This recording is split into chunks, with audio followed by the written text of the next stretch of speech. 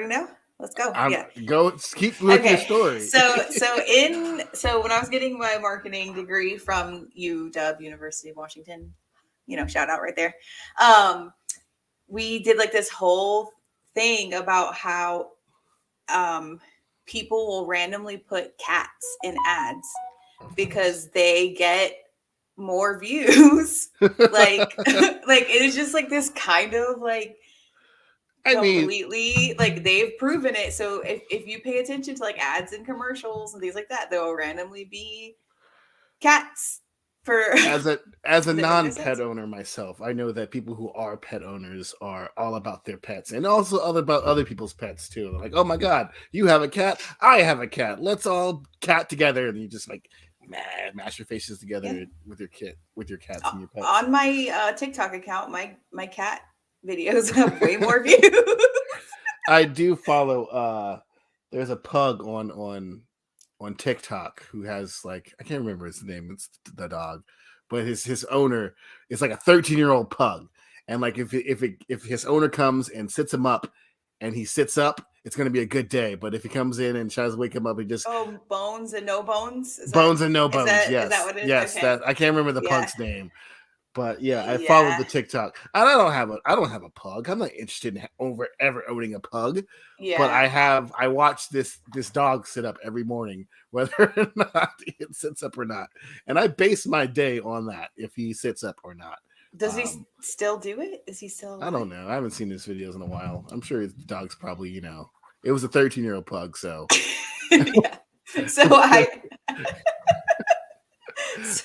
jumped into TikTok like right when that was a huge thing. Like that's when so that and couch guy. Oh, couch guy. Yeah. That was like right when I first got my I loved my TikTok account. I love those parodies of like kids who make the videos and like they'll be like holding hands or something like that, or making out and be like, oh, it's like no.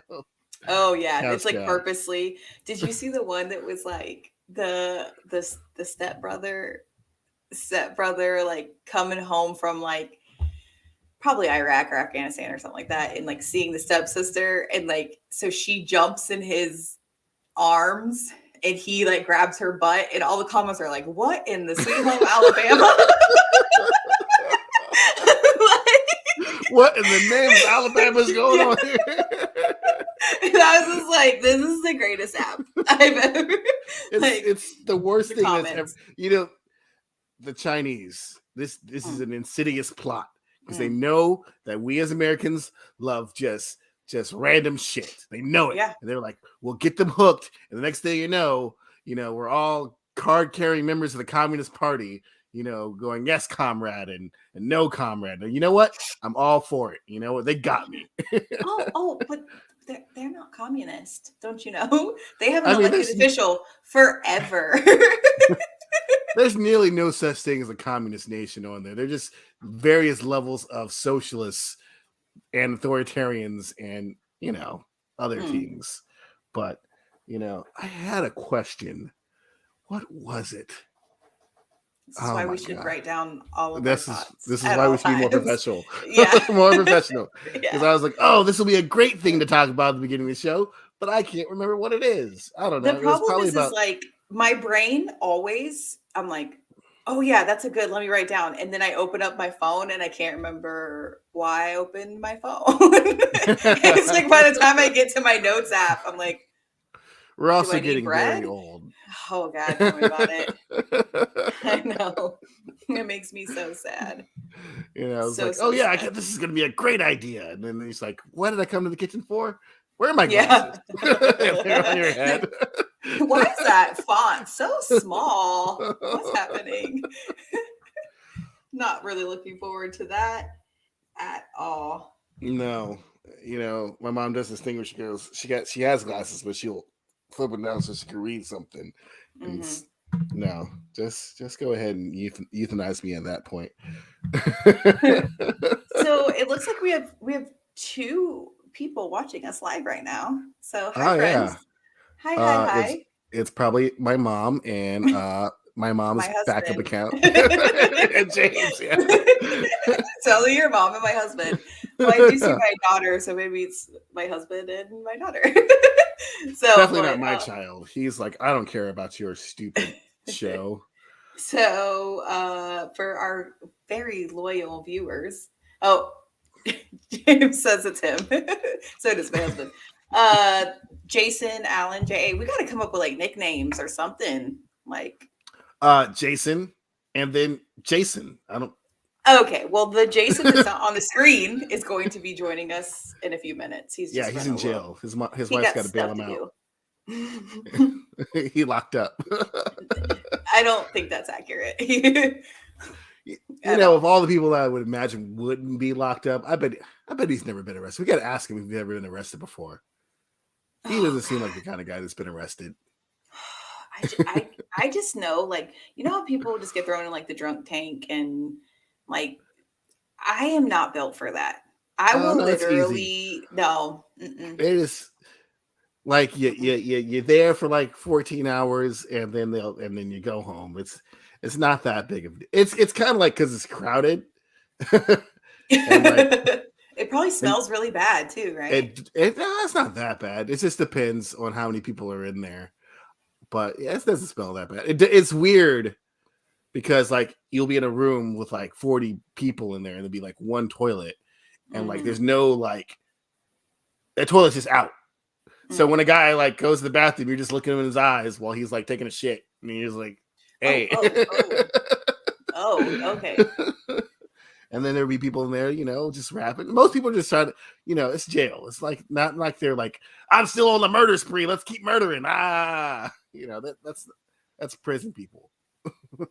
But it could be like, you don't know, or isn't there like, I'm Usually just feel the like I'm making violent, stuff up, but isn't there like 80 active serial killers at all time or something like that? There's like 50 states. I'm So, sure the serial killers they don't put in the holding cell but with the they guy who don't just got. know. They They don't do. know. What is a serial killer gonna do in a room full of 40 other dudes? They're At least marking two of you. them might have been in like, you know, a gunfight that day. And they're probably just like, see, this is why I do what I do. Yeah. Look at all these. I gotta get rid of half of them. You're welcome, society. Yeah. Oh No, because God. serial killers usually just kill like poor white women with small feet or something like that. Which is what we're No. gonna talk about with Little Women today. Yay! Okay, wait, did we say that was your first K drama ever or no? No, it's not my first K drama. I mean, I guess. Well, no. Let's say yes. I've watched other Korean shows, but they usually involve zombies or But monsters. they're like a K Korean drama, like Korean produced by produced and Koreans okay. and made So by then no. Koreans, and they Yeah. speak So in then yes. Okay. So it wasn't your Korean. I first guess one. that, I mean, like it's dramatic, but Well, I wouldn't say K it's. drama is like a very specific genre, and like so.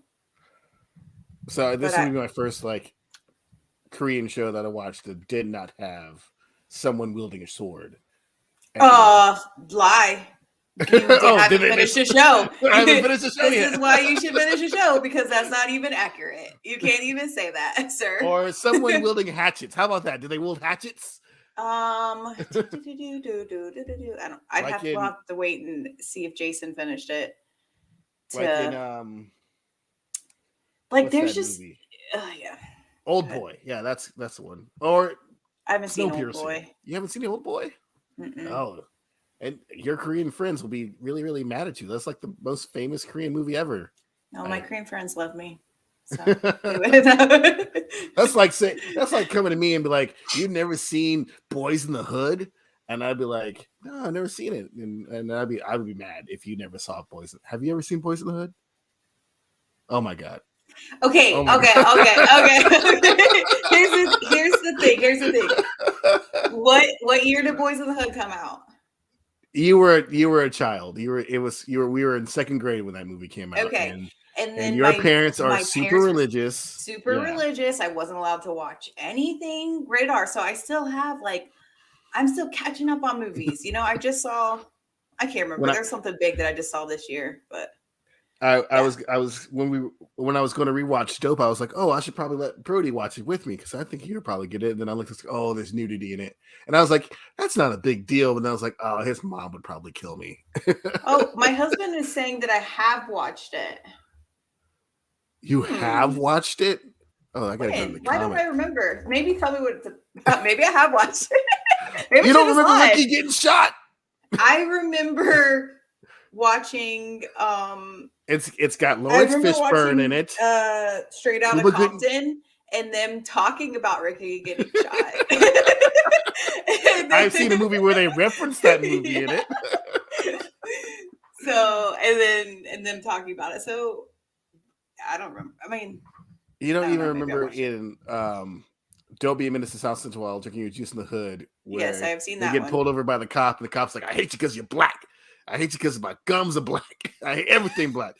That's like ripped off of the scene from Boys in the Hood because he gets pulled over by a cop, and the black cop like harasses him, and he starts to cry, which I always thought was I was like, this is why I don't mess with cops because of that one scene.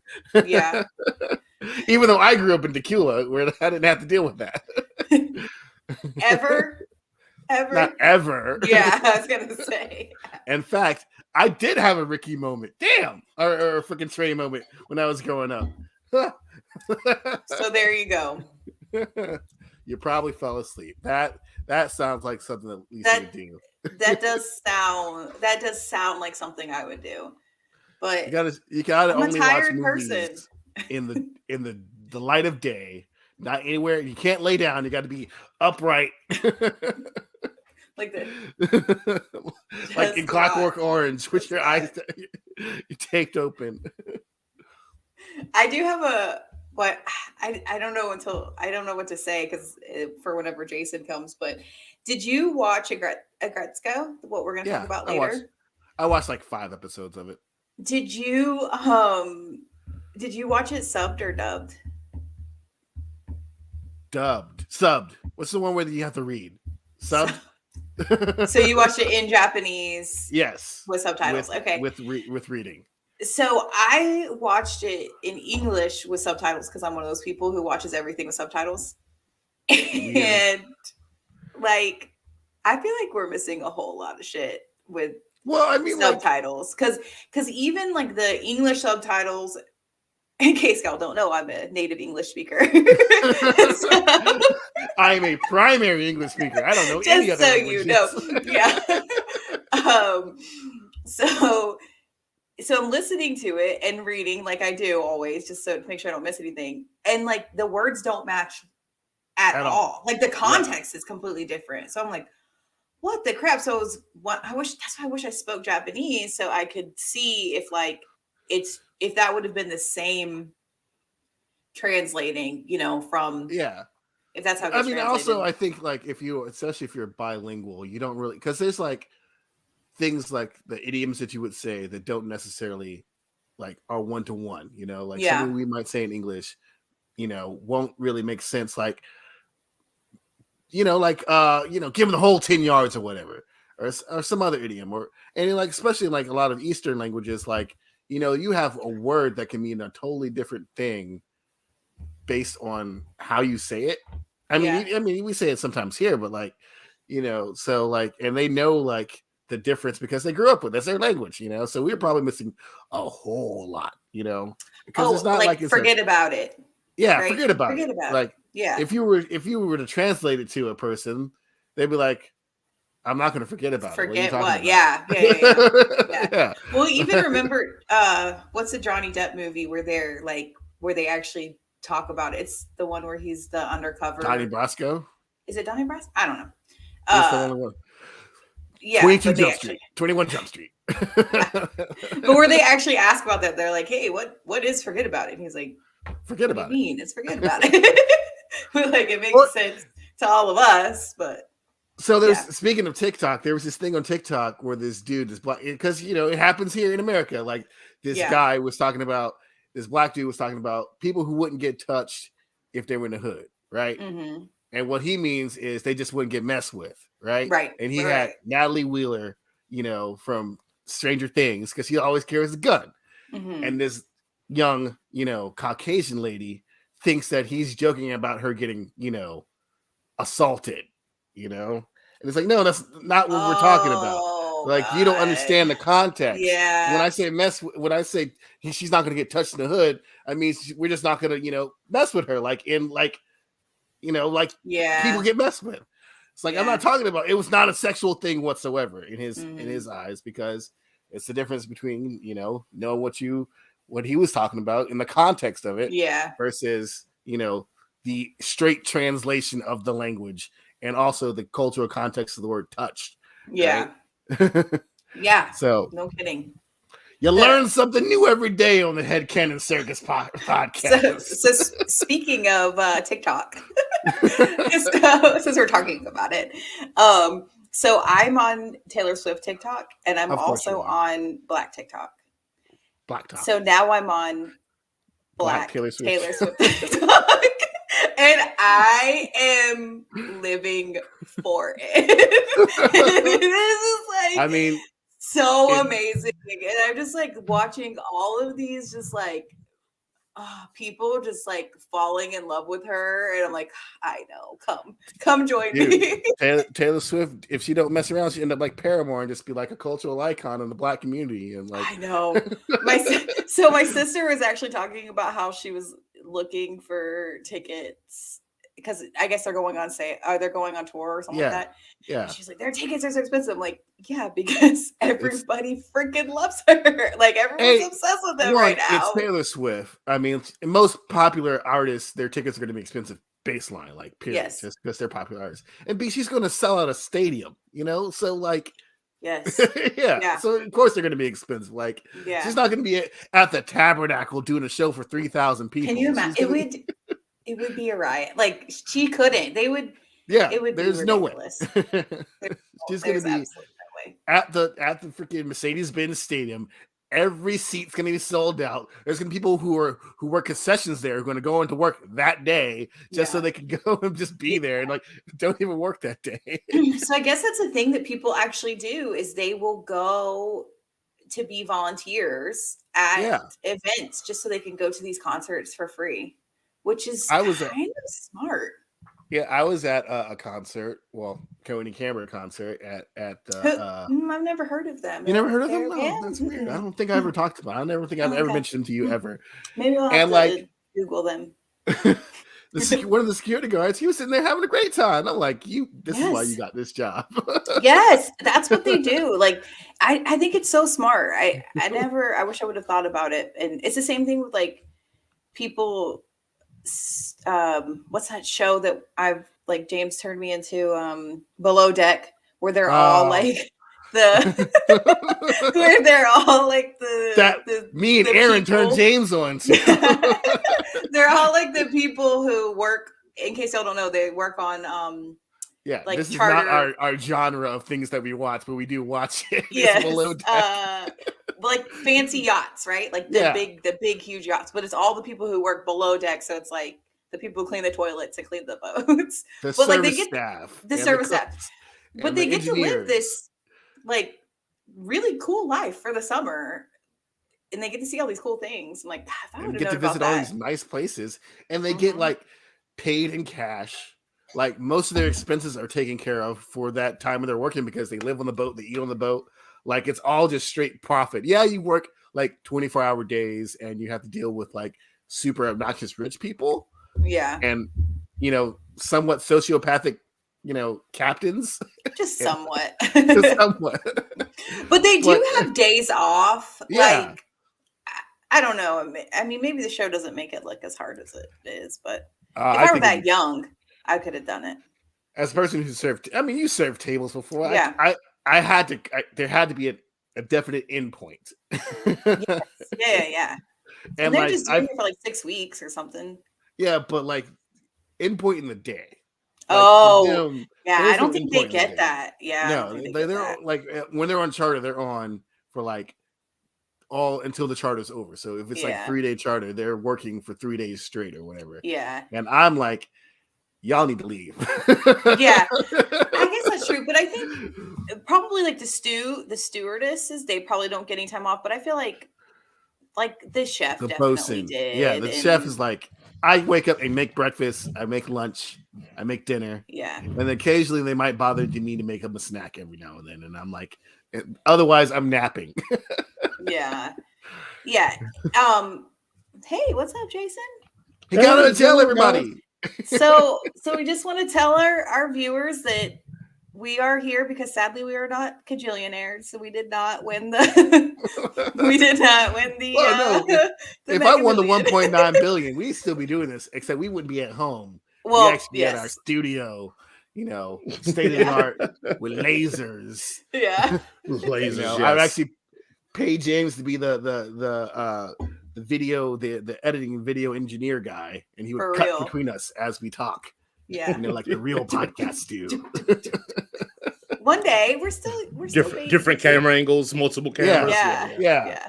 You'll have like, and he'd be like, cut to one. And then we'll probably have like Aaron come in and he'd be like, cut to one, Aaron, and Aaron had to push the button to cut to one. And then James like, cut to two, and Aaron had to push the button to cut to two. It's like, why are you telling me to do this when you could just do this? Why? It's like we'd be talking, and then we'd be like, oh, hold on. Okay, guys, just wait 1 second. I guys gotta turn this away. Yeah, because they'd be talking in our ear. I hear in the booth. The booth is saying that. Oh, really? The new Black Panther trailer just came out. This just in, guys. Yeah, guys, the booth is telling me breaking news. That is a lot of work for our terrible movie opinions. That's a lot of work to be doing. Hold on, hey, this is my camera. This is my camera. My opinion. Which one? My camera. I need a key light to show these brown eyes, man. Right. More light. I'm dark. And speaking of that, going back to TikTok, I saw a TikTok about people explaining now that there are more darker skinned people being highlighted in movies and TVs and all sorts of media about how to like people of color. Because, a lot of times they just be. Okay, you said light. I heard like, and I was just like, we have that too. I mean, that's also a thing. Yeah. Did we already learn that is not a thing? Just treat them like you would treat a normal white person, and then pretend. But also understand they're not normal white people. They have a different cultural experience. Well, now that Jason's here, I suppose we get started with the actual show in a few minutes here. Yeah, and actually, hey, do the thing. So. We're gonna take a deep breath. You want me to do this thing? I mean, go for it. No. Okay. I believe you. You believe me? Oh, that's the first time anyone's ever said that. Thanks a lot, Dad. You got 5, 4, 3, 2, 1. Hey, everybody! Welcome to the Headcanon Circus podcast. If you don't know, now you know. Here we are. And here he is. I am hosting today. I guess Jason has a little bit of laryngitis or something like that. I don't know what's going on. But I guess he did the thing where he's like, hey, Jason, why don't you host? And I'm like, of course, Jason, I will host. And therefore, you got me now. So welcome, everybody. If you don't know, please, like, share, subscribe, do all the things that, come with being on the internet. It's there. I'd like to introduce our lovely hosts, other hosts, of course.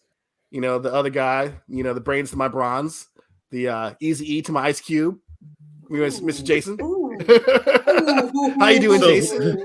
So does that mean I write your lyrics for you? Is that what that means? That's definitely what that means. You're the boss. You're the money guy. All right? That's what that means. Yeah, man, good. I'm glad to be on the show and not have to host for once. It's a good feeling. I'm like walked in unprepared. I'm just ready to go now. So great. just like me today. Hey, same. Everybody, we are so professional here. Well, thank you, Jason. Also with us is the lovely, the talented, the awesome Miss Lisa. How you doing, Lisa? I'm doing good. How are you guys? Terrified. Okay, wait. I have to say something. Just because I told her that I would. My friend Faye bought me this lipstick, and I told her I would wear it on the show tonight so she could see the fruits of her labor. So there you go, Faye. That's nice. It's nice. That's it's sexy. you. I like it. Yeah. That's for you. Thank you. When is Faye gonna give me some lipstick? You probably ain't even watching right now. Is Faye's single? She can. She is that. Oh, well, I'm sorry, Faye's husband. I apologize. I'm joking. Just a joke. We have a jam-packed show, jammed, full of packed show for you today. We're going to be reviewing some Korean drama, Little Women as well, and then we're also going to be doing an anime of Agretsuko, I believe how that's pronounced. And then we're gonna have way better than what I would pronounce it. I was gonna totally butcher that name. Totally destroy it. I have not been calling it that, so you did a good job. I was a weeb in high school. I know how to speak Japanese. Okay. I am that's like my second language. When we were talking about languages earlier, Japanese, I am quite fluent in. I will not speak any for you now because I don't want to show off. Right. Save it for later. I understand. And then also, we're going to do a throwback review of a movie we've all seen early. I hope we've all seen it before, but we're going to do it again. We're going to review Dope, one of my favorite movies. That's probably why I just ruined the review. I don't know why. But so let's get into it. All right. Let's go. What do you want to start with? We're going to start with Little Sisters because, Lisa was really excited when she joined the show, and the Little Women. I'm sorry, I was reading the thing. That's the black version, Jason. That's the black version. Yeah. That's when we're gonna pitch our spinoff to that show to Netflix, because we also have to take every Korean drama or anything made in Korea and to make a Americanized version. Yep. I know. Like they're doing the Train to Busan. Which is weird because, where there we go. What trains go anywhere? Right. Little sisters. That's the thing song. I just came up with it right there. You're welcome, Netflix. I don't know. I think I've heard of that before. I'm not quite sure. It seems very familiar. But Lisa recommended this to us because she was super excited when she joined the show. It's like, do y'all ever watch Korean dramas? And I'm like, no. Sorry. So at first when she said, "Do we watch like Korean dramas?" I'm like, "Oh, like North versus South." I've been watching that for years. right. Have I ever watched two Korean people get into it in Duluth? Yes, I have. Is that what you mean? It's a different kind of drama. Yes, a different kind of drama. But we are watching Little Women, not to be confused with the 1868 novel by some old white lady. But if you don't know, here's the synopsis. Sisters become embroiled in a major incident and face off against the wealthiest family in the nation. The nation being Korea, I believe. I'm not entirely sure. Yes. So if you haven't joined us before, and if you have, then you know that we do a once in this review. So since, Lisa, you're the one that brought this up, go ahead, girl. Drop your once in this review. Okay, once in this review for Little Women. Proof that we must eat the rich before they get bored and start eating us.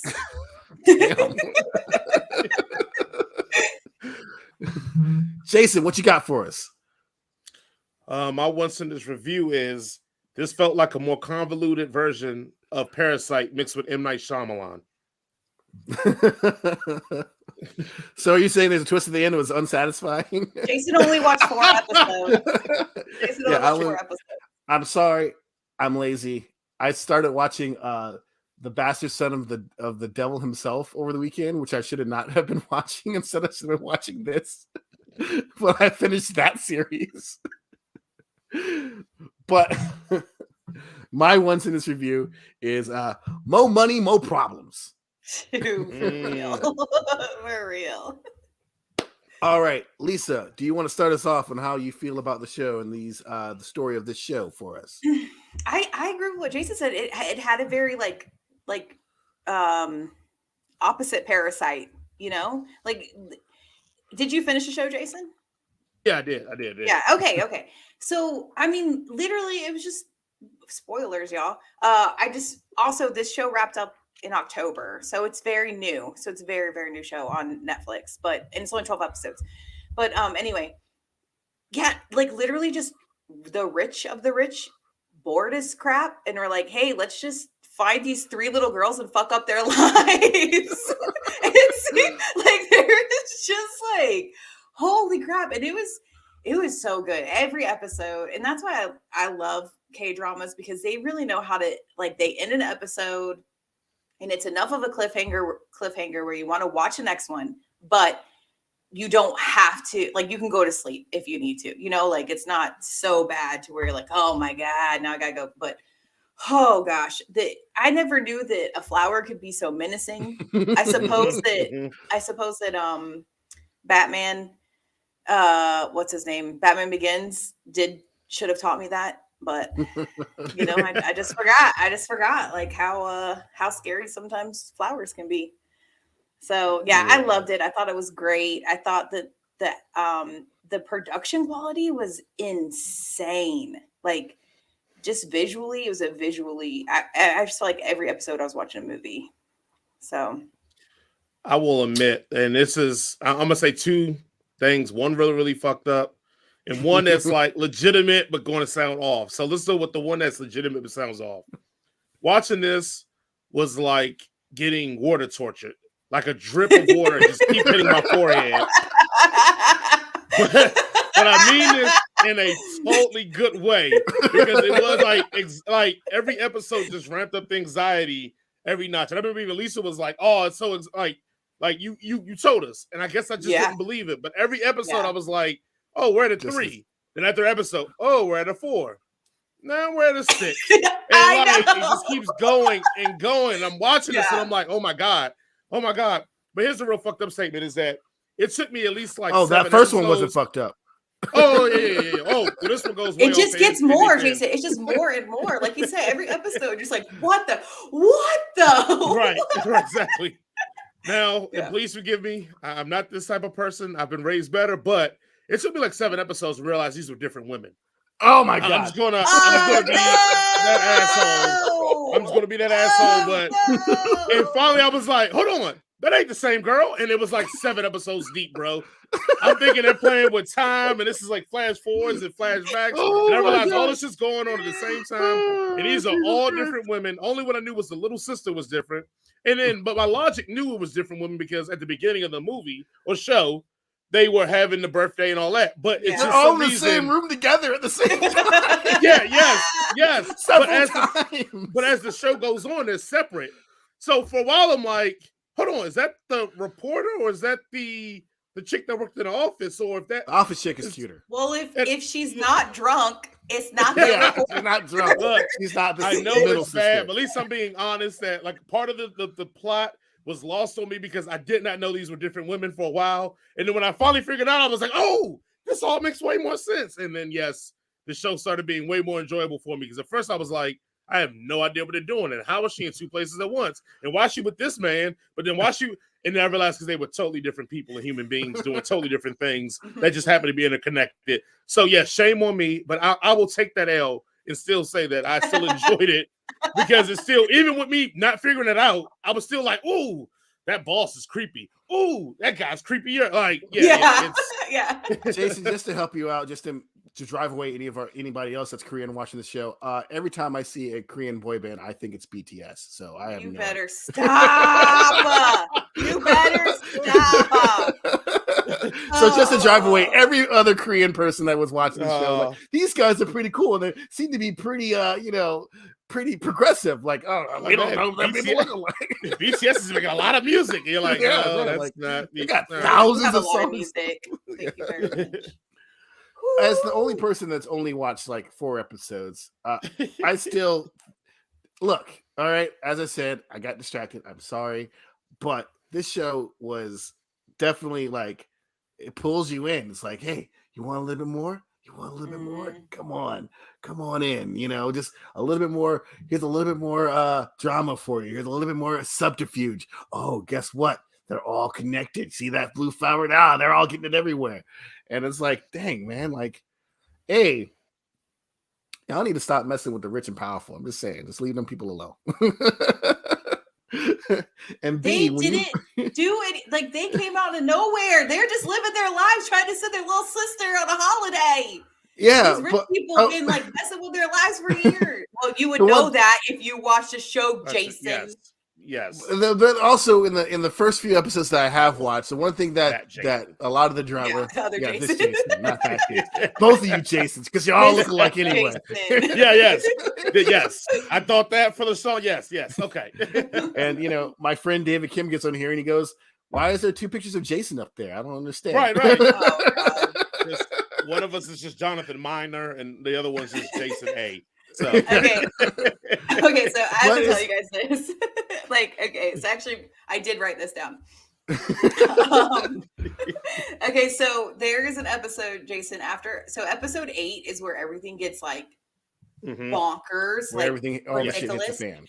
So episode 8 or episode 9, I think it's episode 8. They're in Singapore for pretty much the whole episode, and they find the friend, and they're speaking English. And I'm watching it, and I am like, because no subtitles popped up when they're speaking English, and I was just like, wait, what are they saying? And then my brain had to remind me, girl, you speak English. Look, mine did the exact same thing. And I was like, I gotta rewind. I can't say that I did this on this show because I haven't got to that part yet, but I have watched a movie that was in German, and I got a little bit, my perception was altered, if you want to say. And I was watching, and there's a part that's in English, but they also have the subtitles as well. So I'm reading the subtitles, and I'm hearing that, and I go, "Did I just learn German?" Why can't I understand these people? I'm with you, Lisa. I did the exact same thing. I'm like, "Did my subtitles turn off? Like, why is this not?" And I'm like, "Oh, they're singing in English. Oh, okay, all right, I got it." Yeah, I had to rewind it because my brain wasn't catching up with me, and I was like, "Oh shit, okay, girl, you speak English. Let's go." There's one thing that admit. Oh, go ahead. There's one thing in the show that I don't like, but it's a part of pretty much everything that is involved in drama, is that a lot of the initial drama would be wouldn't exist if the sisters just talk to one another. Just hey, this is what's going on with me, and maybe you can stop trying to help me out, or we're good over here, and that stop. Also kind of gets addressed later too. Yeah, I'm sure they will get addressed later, but sister. In the beginning of it, it's especially with the middle sister, who's always trying to especially the little sister who is trying to ingratiate herself, or they've already ingratiated herself with this family, and she's like, "You got to stop." And the sister's like, "I want to be here. I want to do this. Leave me alone." Yeah. But that was also all by design. But the sisters, they were chosen. They were completely targeted. They were all they picked the director or whatever. She picked them on purpose, and she was purposely turning him, which also she crazy, the director. The end, she was just, let me tell you, Jason, there's a scene with an acid shower, literally. Yeah.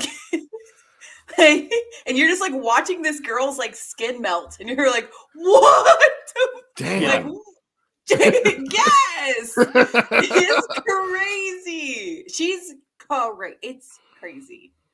Yeah, no, I mean, again, the it's funny because I know this is one of those things that if Jonathan Minors would have watched, he'd have been like, "Oh, I guess the twist already." And when it happens, I go, huh, I should have probably guessed that, because it seemed like the likely thing. But then, at that point, when the twist happens and such reappears, you're like, it goes even more bonkers. And I'm like, how is this show doing this to me? I'm sitting here watching this show, and just when I'm thinking oh, this is the end, oh, the big reveal, the Scooby-Doo moment, unmasking, and it's nope, we still have more stuff going on. But I do starting to realize a trend when I'm watching Asian cinema dramas like this, that they always, and this may be because of the culture, they have a huge thing about rich or powerful people being overlords over everybody else. And only thing I have to compare it to is Squid Game, where you realize oh, this is it, and you realize, oh no, this is a whole cabal. This even kind of plays into a situation kind of similar, where it's they're playing all these people, just because they just want to do it. Like, I mean, they're just basically even if you take it untouchable. from just Squid Game, or like, as we were talking about earlier, Old Boy. That was about a rich and powerful person just fucking with, a normal dude, or not really a normal dude because he ended up fucking his daughter at the end. Well, that's because of insanity too. So yeah. Spoiler alert on Old Boy. Spoiler alert on a 20-year-old movie. Everybody, you should have seen it already. Don't see the Spike Lee version of it, even though you should see the Spike Lee version. But I also want to thank dude Matthew from TikTok for coming up with that Jonathan Miners thing. Thanks a lot. You ruined my life. Going on, what do you think about, we talked about the storyline, but what do y'all think about the characters themselves, the three sisters, and all their powerful overlords that are fucking with their lives? Like, individually, how do you think they ran this thing? The oldest sister, I think, was the most fine.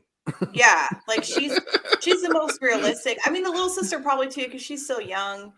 The middle sister was fucking annoying. Like, and I feel like she just kept getting, like, making things worse. Just like worse and worse.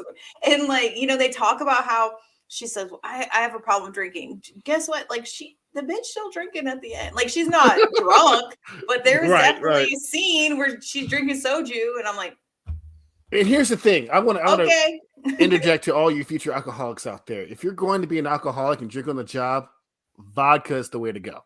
It's odorless. No one's going to smell on your breath. I had a teacher for years. She was drinking tequila. Tequila. She had a drawer full of tequila. I'm like, whoa! like how many bottles do you need? Just bring one to work every day. Yeah. Just bring one. Put it in your purse. And then throw that one away. Like, geez. Right. At first, I was like, that's like an absurd amount of tequila to have on your desk. I thought it was planted. But then she's like, nope, I gotta drink it. I thought it was planted too. And then, if she was making a mouthwash, why wasn't she just drinking schnapps? So then it would at least. Maybe they couldn't. Oh, my cat just bit my foot. It hurt so bad. I am so sorry. The moral of the story, everybody who's listening, is just be a better alcoholic, and we will totally be better alcoholics. Yeah. Like, well, I will say like this: the character development. I mean, just going to that point, I thought the scripting of the show gave you the info that you needed, and it produced, like, it gave the characters urgency and etc. I will admit to also the first couple episodes, it took me a while to get used to the acting style. Like, I do realize that in these they're way more dramatic in every single moment of everything. And then I'm like, oh, I watch anime. This explains this tracks.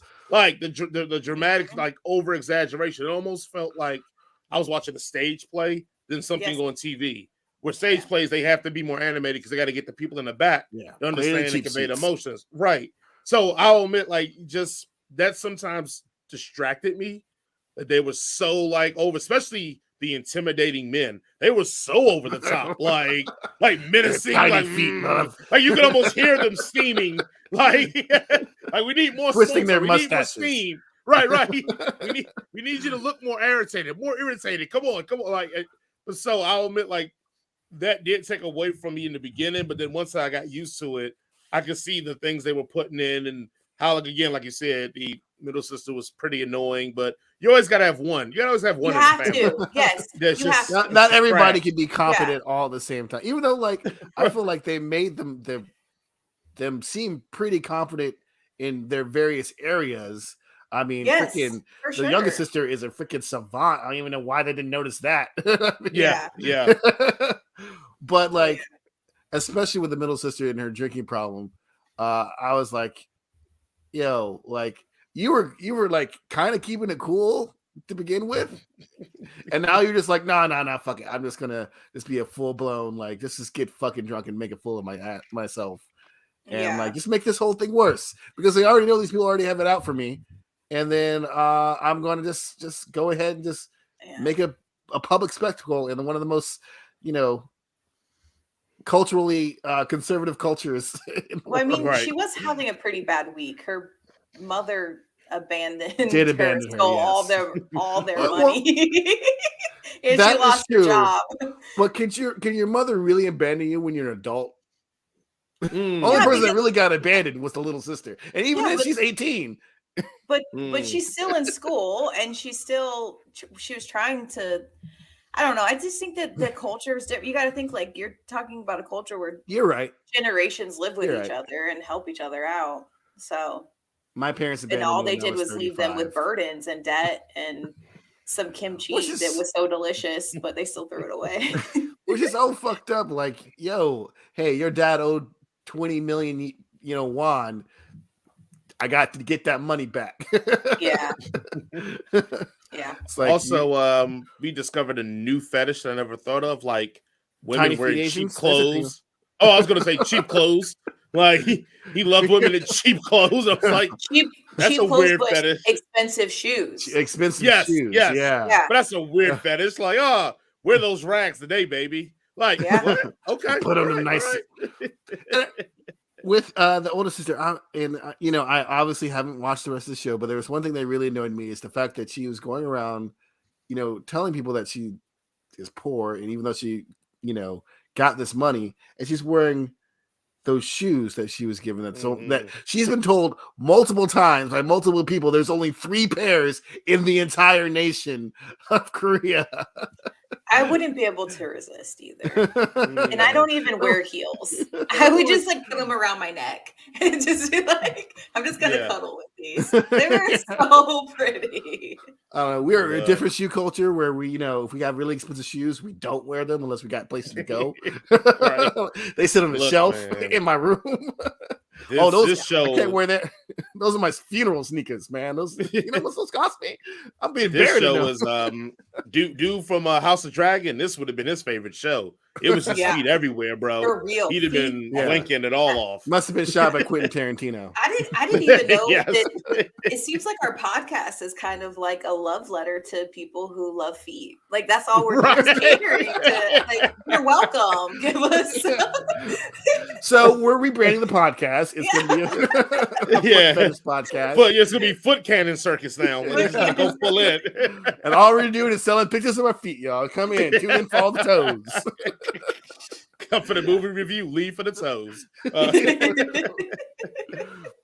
All right. So, you guys ready to rate this sort of thing? Yes.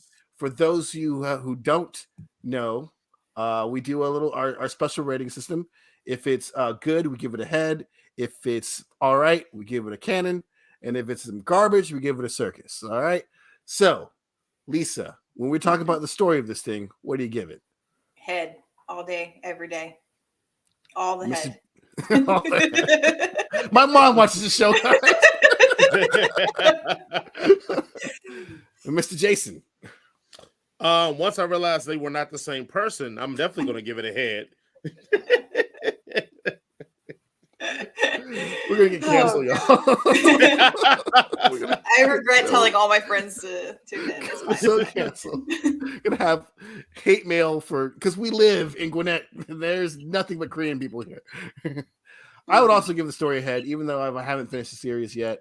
From what I'm watching and definitely digging it. And Inju, the oldest sister, if she needed a husband, I'm not rich, but I would treat her nice. She's so beautiful, and she's in another K-drama. That's how I found this one. She's in my favorite ever. So you're story-wise, guys and ladies, what are we going for, Lisa? Head. That's a funny word, Jason.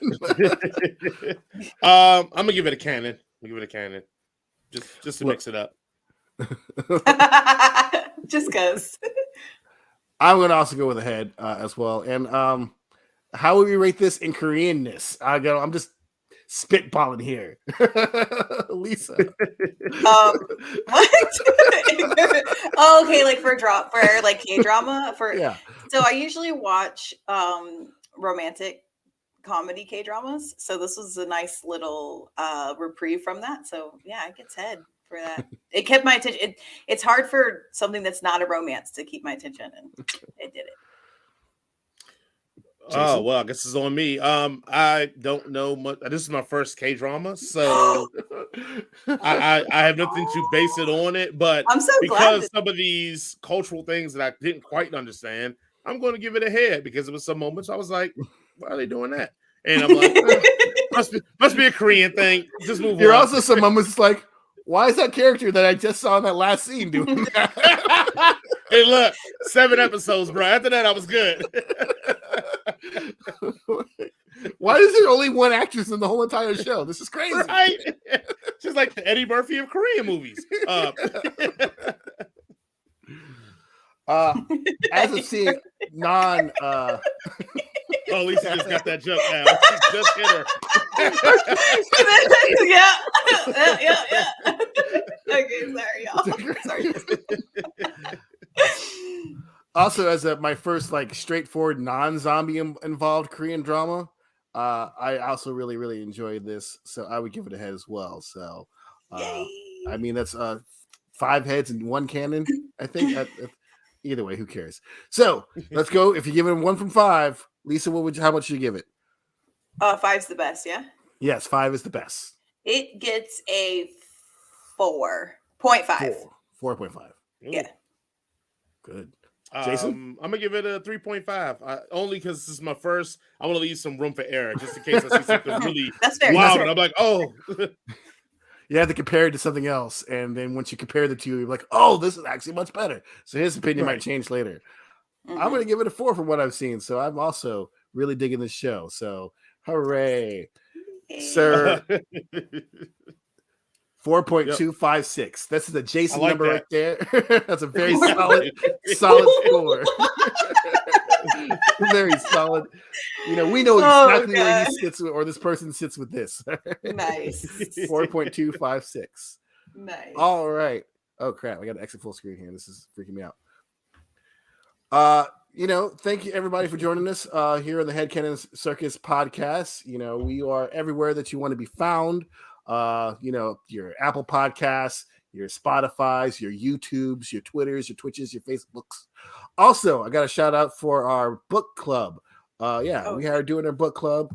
I believe we're going to be doing that on November the 30th. That's where we're doing the book club.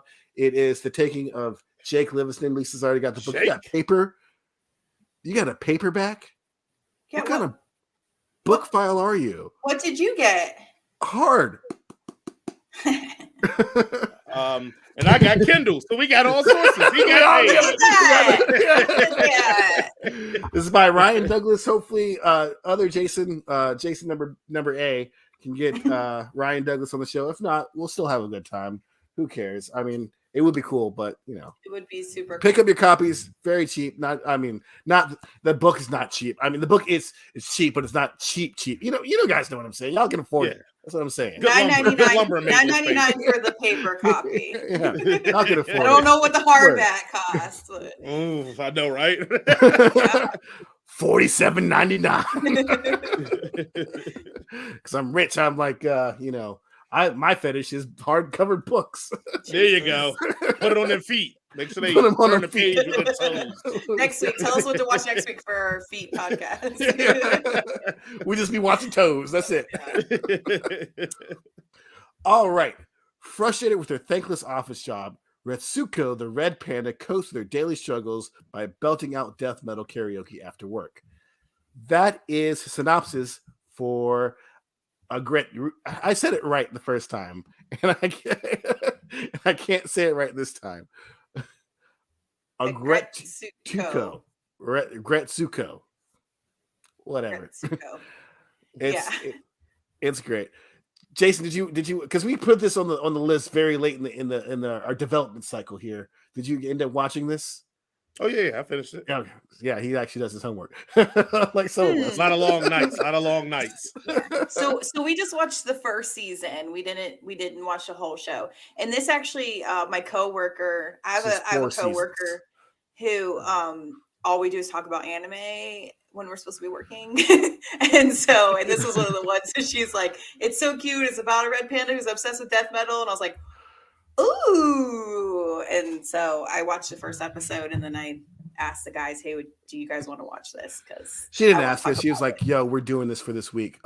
Just and if you don't, I don't like know it, if y'all had off the show. Yeah, if y'all didn't have, if you have some dates, cancel them. If you got to be with your kid, cancel them. That's not accurate at all. Not accurate at all. If you know how we do, if you don't know how we do, we always give a 1-sentence review. See that rhyme? I'm about getting better. I'm about to be MC on this thing. Lisa, go ahead with your 1-sentence review. 1-sentence review. Okay. It's like the creator stole a script right out of my life. I want royalties. Hey, you ain't getting them. Me and Jason are waiting for royalties for 160 years now. Still haven't seen a check. Mr. Jason, go ahead. Okay. This show is too cute to be this depressingly sad. It's too cute to be this depressingly sad. Thank you. And scene. Keep it simple. Late stage capitalism blows. Facts. That's it. Facts. Yeah. All right, Jason, you want to start us off with how you think about this here show? How you feel about it? Yes. What are your feelings? It is a weird premise at first because, like, when you pitched it, it was like, oh yeah, it's about this red panda that likes death metal music and works, and I'm like, okay. And so this show's literally just a slice of life, but her life sucks. And when I say sucks, it means I realized that women have it really, really bad. I knew they had it bad. They got it really, really, really bad. And the beauty of this is that they make death metal so easy to make music out of. And I'm like, oh, I should become a death metal artist. I could just say whatever I want and scream it. And then I realized I listened to death metal on my drive home and was like, a lot harder than I thought it would be. I got to learn how to play an instrument or something. Anyway, but besides that, no, it is a great slice of life thing. But I like that every time she has a problem solved, it almost like it creates a new problem to cover up the solving of a problem. And it keeps going. It's almost like a snowball rolling down the hill. And I was just so intrigued by each episode. I'm like, oh, how's she going to get out of here? And then you feel bad for her because usually the episode will end with on a down note. And then the next one, it comes in and you see the repercussions. And it's a very, very roller coaster-esque ride. Like I said, this show is way too cute from all the animals and all that to be sometimes so depressing. And you're like, so dark. Go ahead and get that. Go ahead and get that metal out, girl. Go to that karaoke bar. Get that groove on and let it out, boo, because you need it. Hell, go in the stall like you do and let it out, boo. It's okay. It is all right. And I think that sounds weird unless you've seen the show when she goes to the stall. Anyway, but so funny. Oh, my God. It is. Yeah. It's hilarious, too, because it is pretty much the archetypes of an office. They have it, like the suck-up, the assistant, the nosy one that spares all the rumors, the real cool girl, the cool guy there. It sets all into it. It was almost like, I'm like, oh, this is like the anime version of The Office, except for with death metal and no Dwight. So, I was here for it. Yeah. Lisa, how do you feel about this show? Yeah, so just in case no one actually understands what we're talking about, it's an anime, like they said, slice of life, and it's a female red panda, and she works in an office, and she's 26 years old. And she just cannot get a break. And like her boss is sexist, and like everyone she's constantly being taken advantage of too. Constantly being taken advantage of. She's working. I mean, he's like literally a pig, so it fits. Yeah, he's literally a pig, and she is working herself to the bone and hates and is underpaid, overworked. Like it is very, very meta. And she just is literally she just carries around the karaoke microphone in her purse. And so after work, she goes to a karaoke bar and just screams death metal. And like the first song that you hear her sing is Choke on My Rage. Which is like one of the most metal lyrics of all time, is to say it's the Choke on My Rage. And I'm seriously just watching it like, this is my life, not my life now, but that's how my life was, 2 years ago. And I mean, on like everything, it was so bad. And just her being like, how can I quit my job? And what do I need to do? And she's to the point where she just goes up to her coworker and was like, do you want to get married? Like, right. I'm just a stay-at-home wife. She's trying to find someone to take care of her. And I was like, yes, girl. But there was like the episode which I don't think you saw this, Jason, if you didn't finish it, but there's an rub that episode in, everybody. where they all go, the whole office goes to karaoke together, and she loses her mind Yeah. and starts Yeah. singing about her boss, and Oh she's my Yep. like, "You're a shit boss, you're a shit boss," and everyone is like, but then they were all so drunk that no one remembers it the next morning. Yeah. Yeah. At Nobody my remember former it. at my former employment, we actually did that. We went and got super drunk off a soju and did Korean karaoke and just talked shit about each other the whole entire night. But we're all drunk, so it was okay. And just like her just settling too. Like she just settles and she has this supposed boyfriend who treating her like trash, and yeah. Yeah, like this show definitely resonated for me a lot because I think everybody's probably, I don't know, maybe not everybody, but everybody's probably, most people have probably been in a place where they felt underappreciated, overly used, and just not really moving forward with their life the way that they thought they were going to move forward with. Mhm. And especially in a place where you just feel like you're trapped in that situation, and like no matter what you can do, you just feel like this is going to be the only thing that you're ever going to do, and you have to like just deal with the bullshit. And so I definitely enjoyed that aspect of the show. The death metal, as a person who actually listens to death metal, I was hoping it would be along the lines of, have you ever watched Metalocalypse with Death Clock? Yes. Yeah, See, yeah. like that show, even though it's animated, they actually had like metal, like actual metal artists like perform and do like the stuff for the show. And this one just seemed like generic like music that, oh, I've heard of metal music before, but it's not like I've ever like listened to it in a large capacity. So like this is my impression of what death metal music is versus what actual death metal means, which is fine. Not, I mean, it's a genre of music that's not for everybody, but I feel like if you're gonna make that a core part of your show, get some dudes in there that know how to shred. Maybe later, maybe in the next few, in the next seasons they actually have. I mean, it still works. Don't get me wrong, it still works, and I like it that the fact that she is able to get her aggression out through that avenue, and because that's why a lot of us listen to metal, is because we have that sort of picked up angst and anxiety, and those music genre that kind of like let you get it out. But they could do it better. And I don't know how to shred, but I'm just saying. Look, I don't listen to death metal, so I was in it. I was like, yeah. Just tell me how you really feel. I'll be laying on me. Yeah. I didn't know how to dance to death metal, so I kind of was just like, you don't dance to death metal. Trying to move my head in the rhythm of anger, I guess. We've talked about this. You've never been in a mosh pit. Yes, I'll be glad to wear that badge. Oh God, such great! You never been in a wall of death? Such good memories. Such good.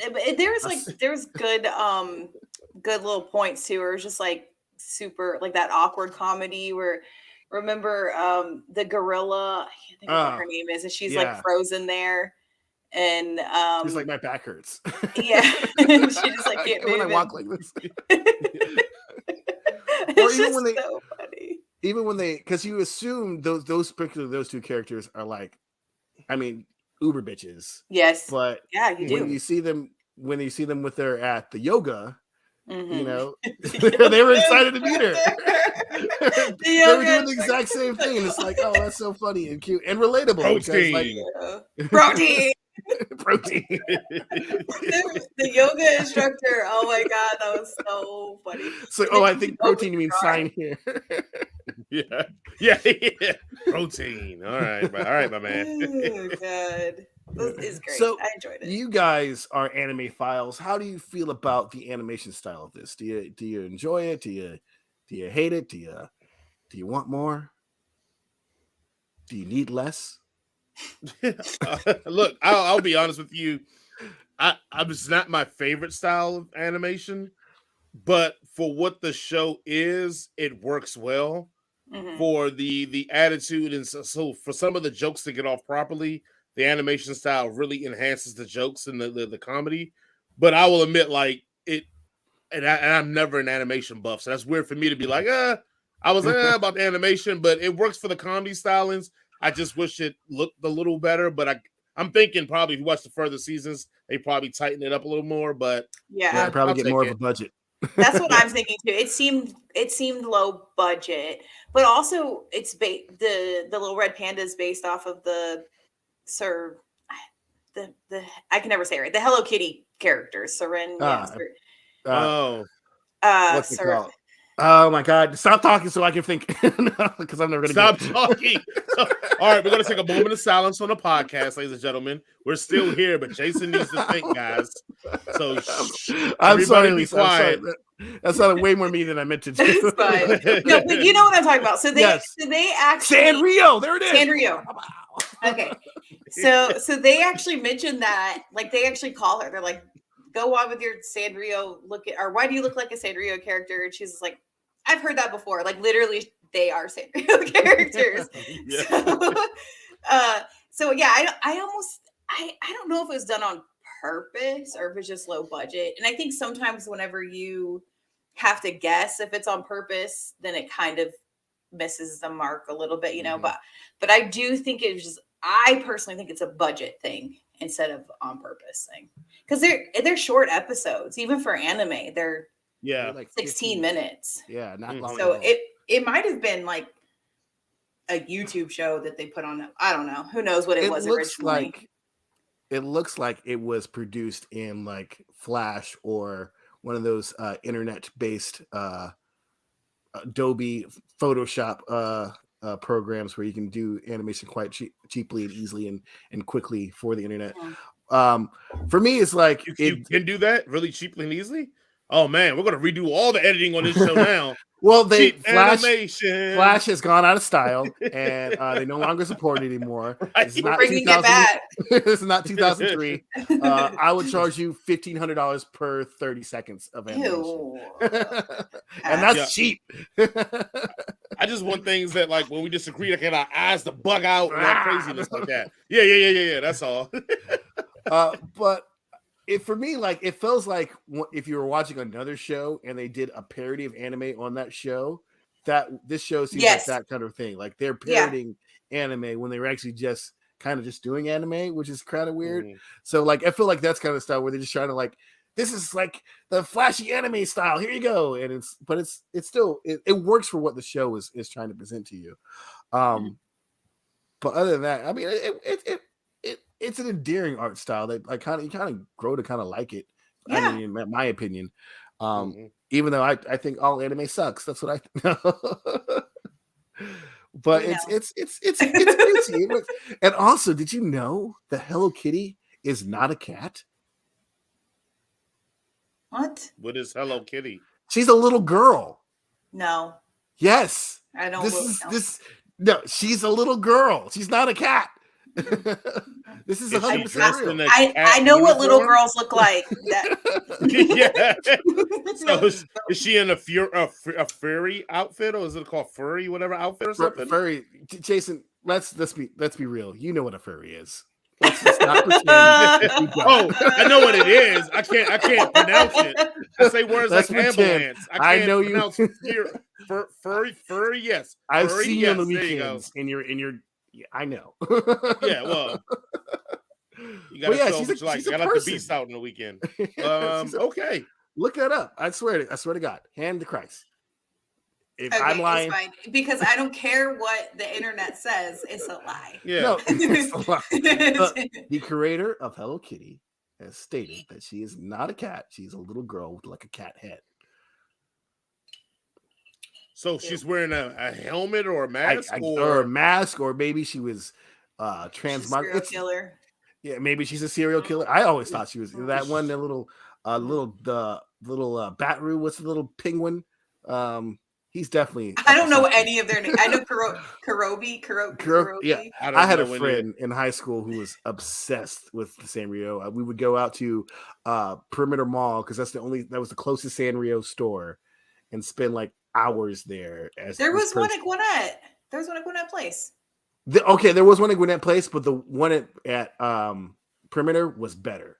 Had more stuff. Okay, so let's get our history. Let's get it. Oh, okay. Correct. I'm sorry. Okay, this is not the place for lies. If you were a true Sanrio fan, you would go to the one in Perimeter. I'm just, if you were just so confused by all of this. This is why I need animation, so I can have like question marks coming around my head. Be like, my favorite is when they put the little lines on their face. Yeah. Yes. Like, I need that all the time. My life, that would be permanently stitched to my face because I'm always, in a state of embarrassment or whatever. What other things can we judge this thing by? Animiness. So we're going to do head canon. Yeah, let's just do our head thing. Let's just do the thing. If y'all don't know, if now you know, we give it a head if it's good, canon if it's meh, if it's mid, as the kids say, or a circus if it's terrible. Seems pretty logical.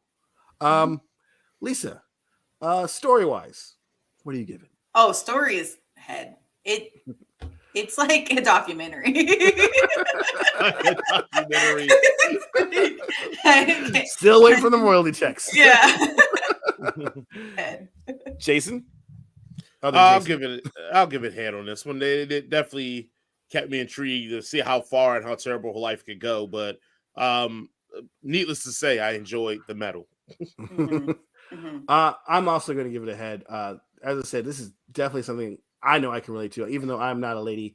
And a lot of her stuff are specifically sexist. I could definitely relate to a lot of the other stuff that she goes to. Animation wise, Lisa.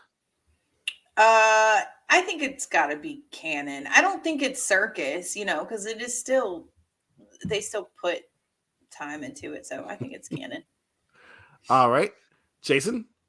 Oh, man, it's some clown shoes. I can't do it. I can't dig it. Can't do it. Can't win with it. Can't win without it. This is why we need Jaron here sometimes, because as an animation guy, I need Jaron to come over here and tell me that I'm wrong, because I'm going to give it a canon because I actually like it. It's not the best, but I enjoy it. And Jaron's like, "Where's my frames?" Yeah. His normal arguments, like, "I want my frames back," and I'm like, for every frame, that's like a person spending like 2 hours, right? Right. All right, and this is the last thing. This is what I'm going to. The songs. How would you like them? Go, Jason. You go. You did. I'm gonna give it. I'm gonna give it some head, man. I was into that thing, boy. I was waving my head around, and I was here for it.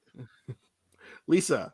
Yeah, it's head. I mean, you're a shit boss. That is a fantastic line that I have wanted to scream at the top of my lungs and choke on my rage. Is just like, I need that tattooed over my heart.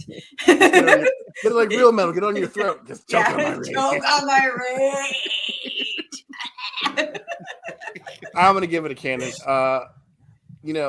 As a metal guy, they could do a little bit better metal, but it's not as bad as the worst metal. I'm sorry. When we come in here and talk about country, then we'll let you have the floor, Jason.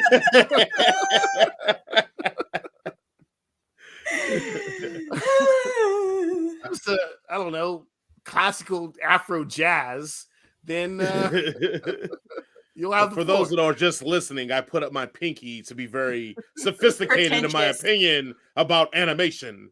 Look, the hey, at least it's about the music this time and not about the animation. All right, that's true. That is true. You gotta pick your battles. Yeah. Look, let me be pretentious about something. I bought a pipe, for crying out loud. I have to be pretentious about something. That's pretty cool, though. That's really cool. All right, Jason. On a scale of 1 to 5, 5 being the best and 1 being the worst, and anywhere between being a scale of those two things. I'm gonna give it a 3.8, not quite 4, because I'm losing points on the animation for me. But I did enjoy it, and it kept my girls quiet for 15-minute intervals. So that was great.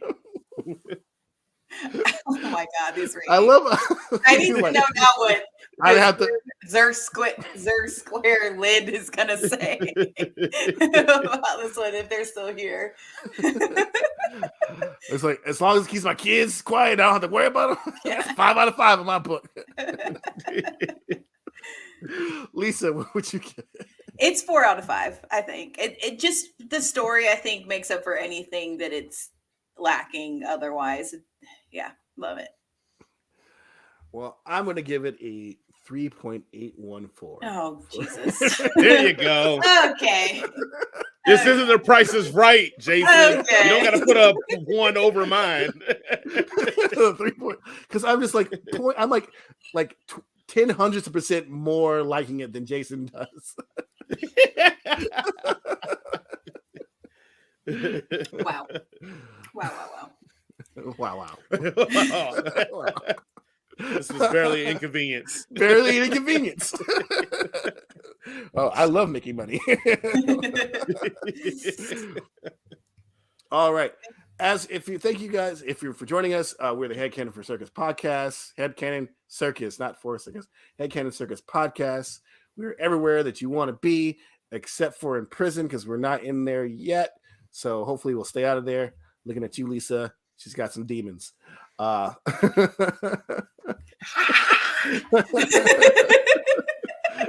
all of us to go to prison, it's definitely going to be Lisa. Hell no. My husband would never let me. He would. Hell no. I was going to choke with her rage, man. All righty. Life changes for Malcolm, a geek who's surviving life in a tough neighborhood after a chance invitation to an underground party leads him and his friends into a Los Angeles adventure. Ladies and gentlemen, that is the synopsis for the movie Dope back in 2015. Yeah. As we it's do back on Netflix. It was gone. It's on Netflix as well. We are doing a retro review of a movie that has been out for quite some time. It came out in 2015. But as you know, and if you don't know, now you know, we do our one sentence review. Since we keep it black in this place because we're blurs, Jason, you go first. Oh man. I would sell Dope, my left leg, and maybe even my firstborn child to go to the prom with Zoe Kravitz. Oh my god. Dude, I would marry Lenny Kravitz to go to prom with Zoe Kravitz. Oh, that's your daughter? It's like, that's your stepson. Lisa, one sentence review. The title says it all. That shit is dope.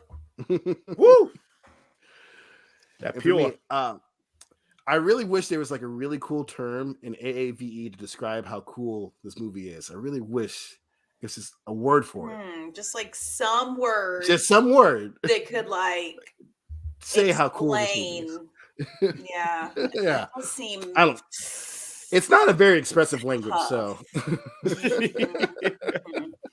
it's almost like the movie starts off giving you that word. Which, it's funny because that is some real confidence right there. When you start the movie off saying, you know what, this movie, you're gonna get what you get on the tin, right? This is yes, this is what it is. Yeah. I'll start us off here with this movie. This is probably one of my favorite movies of all time, honestly. I love this movie. And I was going to watch it with my kid, but it had some nudity in it, so I'll wait till next year. Like funny nudity, though. Yeah, she does. I just don't want his mom to get down. But like, you watched the movie with boobies in him? Like, he's 14. He's seen boobies before. Right? Like, come on. Don't enter his room. But like, Malcolm, oh my God. Like, speaking of experiences, even though I did not grow up in a neighborhood of underprivilegedness or in any sort of way that would be shaped as any sort of hood or ghetto, I have had similar experiences to Malcolm. I did not become a drug kingpin, nor did I go to Harvard, but I was that nerdy black. I mean, this is why we started the show, right? It's because we were those dirty black kids who talked about comic books and listened to stuff and dressed a little differently than the other kids at school, and I personally never get picked on because, I was like a step away from becoming one of those, Columbine kids. So they're like, I'll leave that kid alone. Oh, God. Oh, God. But there was other people that were picked on. Okay. But yeah, I really like this movie. Is not only is it fun, not only does it have fun music, the characters are great. It's just like, it's like Boys in the Hood, but without all the tragedy. Right? Like it's just like a fun one of those like college adventure movies, but starring little brown kids and their Indian friend and Blake from you know, from trying to say the N-word. Yeah. Oh, that scene is so funny. She's like, they're like, go ahead, say it. She's like, if you say it, I'm gonna slap you.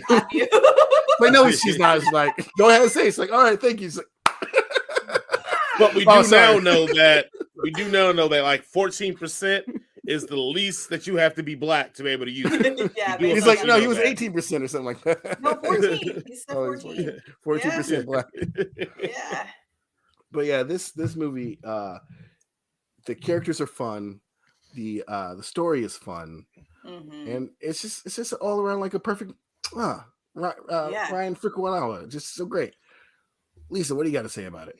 Yeah, so I was a later in life to this movie because it came out in 2015, and that was like a time where my life was insane. I was working full time and going to college full time, and had kids, a husband. Like I had no free time, and so my husband saw it, and he was like, "You got to watch this movie. You got to watch this movie."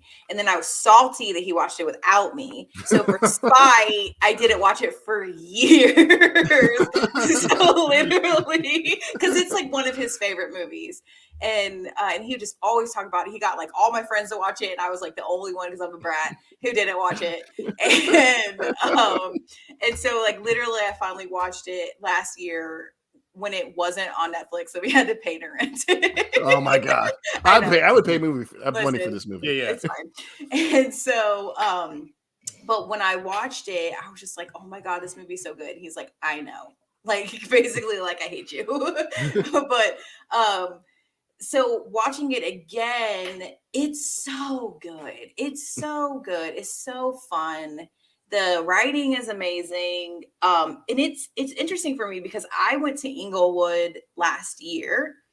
For Taylor Swift concert, wasn't it? For BTS. BTS. I'm sorry. Yes. One of those play bands. And so Inglewood doesn't look like that anymore. Like it's suburbia. Like it is just like, it's so gentrified and it's ridiculous. Yeah, because Snoop made it popular. Yeah. So for me, like I didn't realize how old that movie was.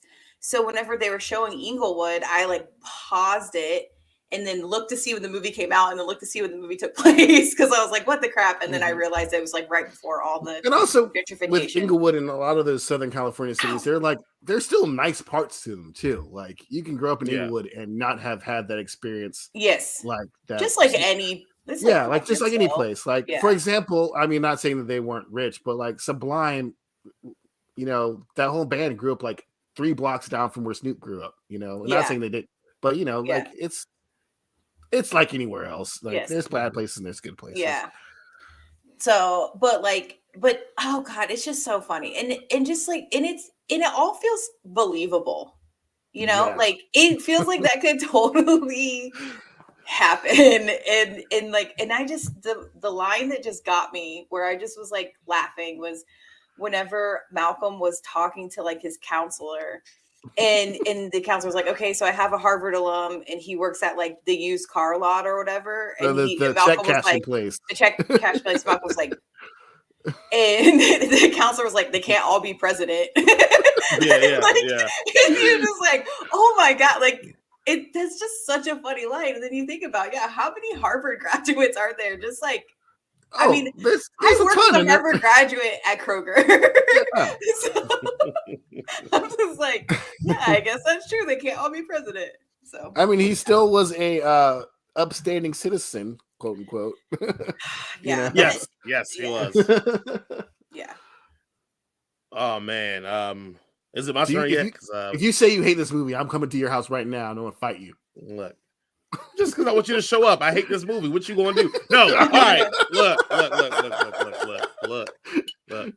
It is very few moments in cinema where I feel like, for the most part, it is telling the story of my life and how life was.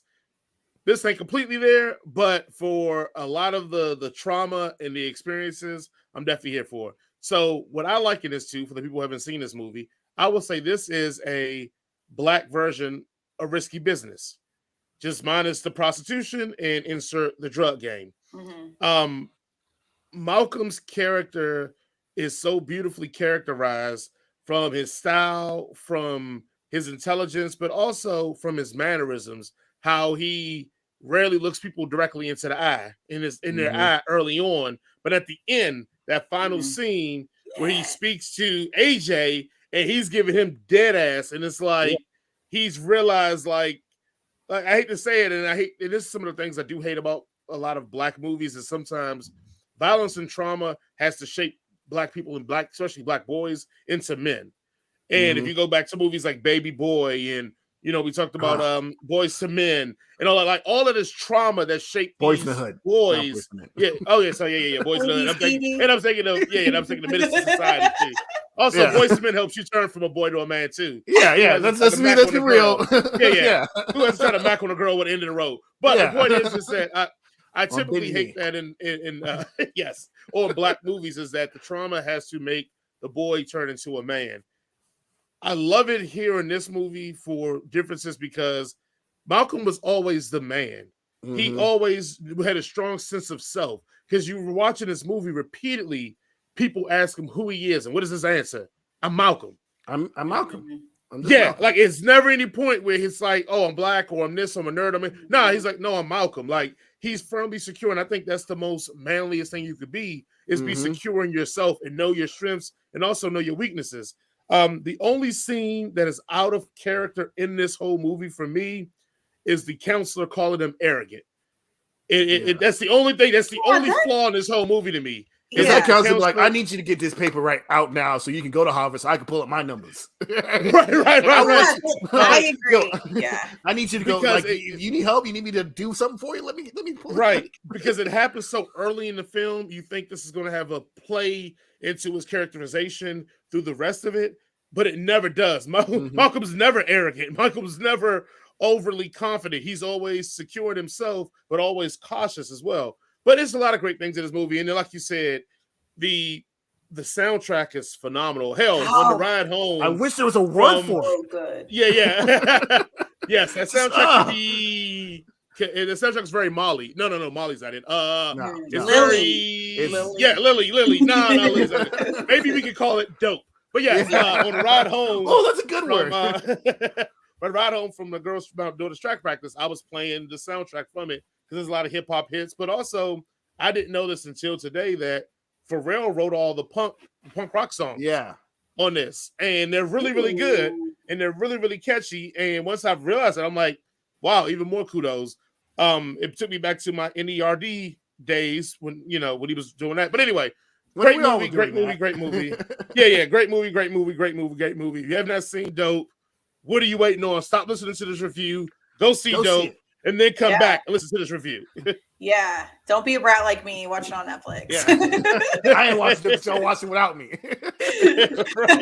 Listen, I was okay. I know. I understand. I admit my flaws.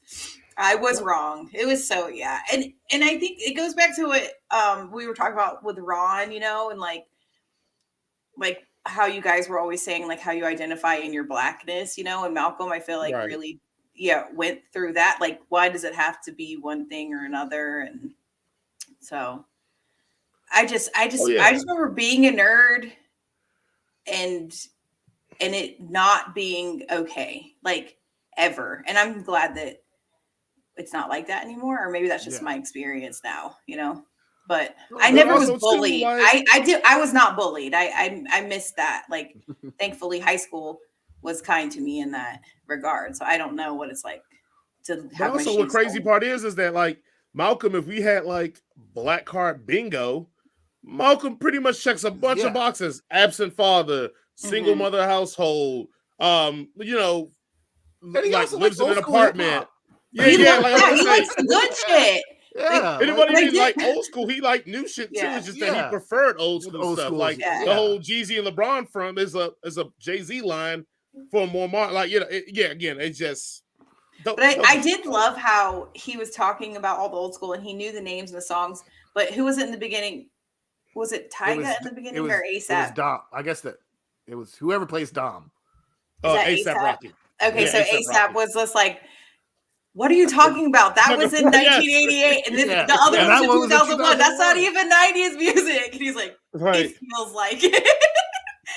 I also like in this movie, especially with Dom's character, they did something that kind of subverted normally when you see a drug dealer in a movie. Yeah, he's trying to get him to do shit for him, right? But he's like, hey, you're that smart kid who's smart and like you like stuff. You're like, I think you're cool, man. Like normally in the movie, the drug dealer's like, like the other drug dealers are like, I'm gonna corrupt you and I'm gonna beat your ass until you do what I tell you. And the other guy's like, just like, yo, we're going to having a party, and which is really how drug dealers do it. They're not mean to you. They're just super nice. And you just end up and like after 5 minutes, like, wait a second, I'm a drug dealer too now. Because you started hanging out with him. Yes. Like, am I in a gang? Well articulated. Yeah. Like he was. Like he could talk to and he could talk to this. I especially love the speech about it's a slippery slope. And the one guy's like, "Oh, such a great! Wow. I don't understand what you're talking about." Yes. Then he said, "Great! Did you not just hear what he just said?" Yeah, he told. I think it's like skin. Skin. What are you talking? Yeah. Oh, I mean, or even just like let's even just call it out. The jab at Obama and the jab at like the government tyranny. That let me just like solely thrown in a movie and just taken out. Like beautiful. Like, hey, not enough to start a discussion, but enough to say, like was very, very like with drone strikes. Like, yes, it was great. Yeah. Oh yeah. They're sitting there watching the drone strikes and laughing, celebrating it. Yeah. And the one guy's like, this is morbid, and the guy's like, yo, like they're killing terrorists. Like, no, they're killing kids. And they can be killing Americans too. Like, it's such a really, really sly, but very on the nose. But still, if you weren't paying attention, you wouldn't have got it. Commentary on the Obama era, because that's what he did. He was like, Obama shit out of everybody. Boop, boop, boop, boop. America. Drone king. And the friendship was solid, because there was a one point where it felt like it was going to take that that always has that tropey turn of like the kids leaving the friends, ditching them, and the friends like, you're the one who wanted to go there in the first place. It's like, I'm done. I'm out of this. And he's like, you're right. Like, let's keep going. And the cool thing about Malcolm was like, yo, you're right. It is my problem. Y'all don't have to be a part of this. I'll deal with myself. And then Diggy was like, nah, we were all there, which is how I feel like it would be in real life. No, I'd be like, oh shit, you gotta deal with that drug dealer by yourself. But I would like my check though, because I did help you out. That was like a narrate. Like the movie starts out with like Forrest Whitaker. Yeah, Mr. Forrest Whitaker. Yeah. But then it ends with Malcolm telling his story. Yeah. Which I really like that a lot. I like that a lot. It's like I said, risky business for black folks. Risky business for black folks. Yeah, it's so good. It's a great one. I encourage everyone to watch it. Speaking of risky business for black folks, it's always like it's if black folks take a concept that was created by white people, but they make it better somehow. Like there's another example of that. The best musical of all time, The Wiz. Yeah. So we just lost every white viewer now, and Yep, and now we're down to 0. And it goes. I just sit down. And it's 0. White people love Michael Jackson. Cross Korean, white Koreans, white people. All right. Who else can we alienate today? People with foot Native fetishes. American Inuits out there.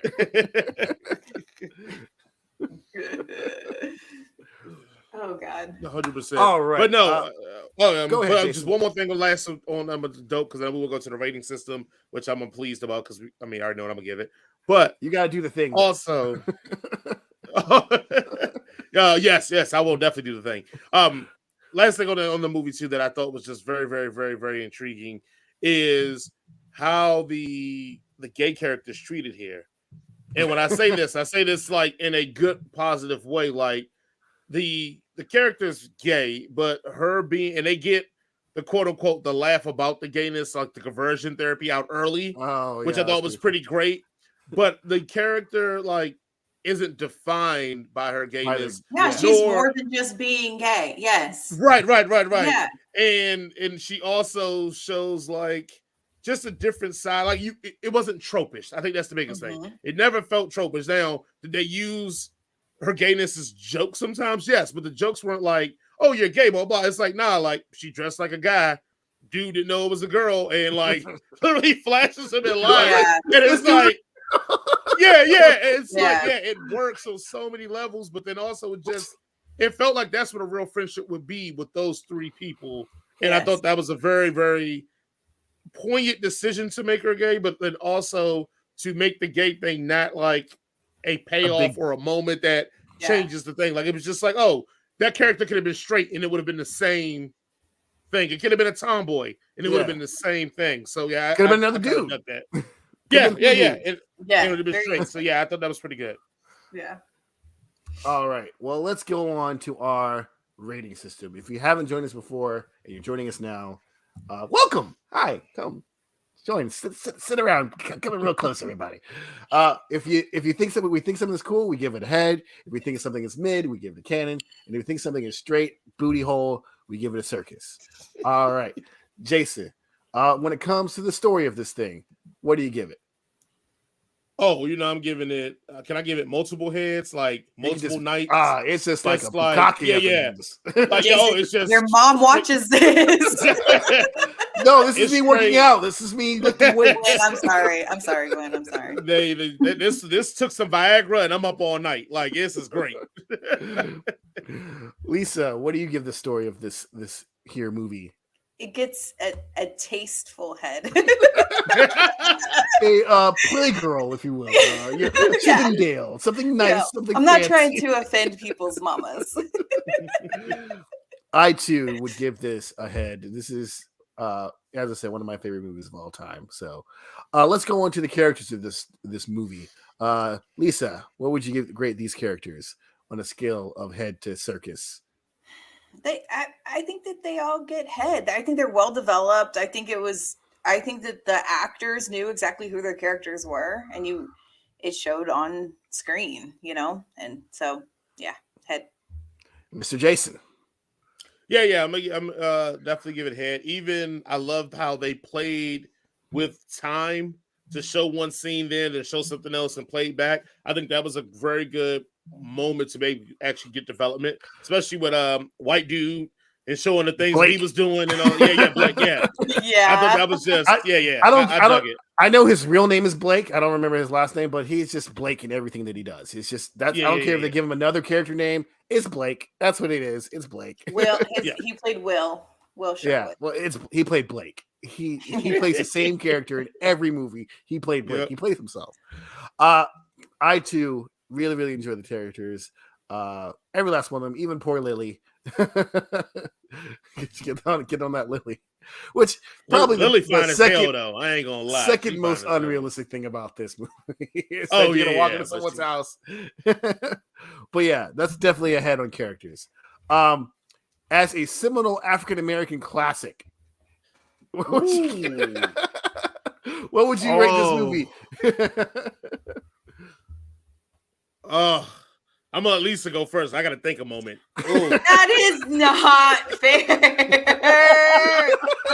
So Lisa, as a similar African American classic, would you give it a head, a cannon, or a circus? No, it gets head. Yeah. See, good answer. Yeah, it gets head. Look. Oh man, a black classic though. Ooh.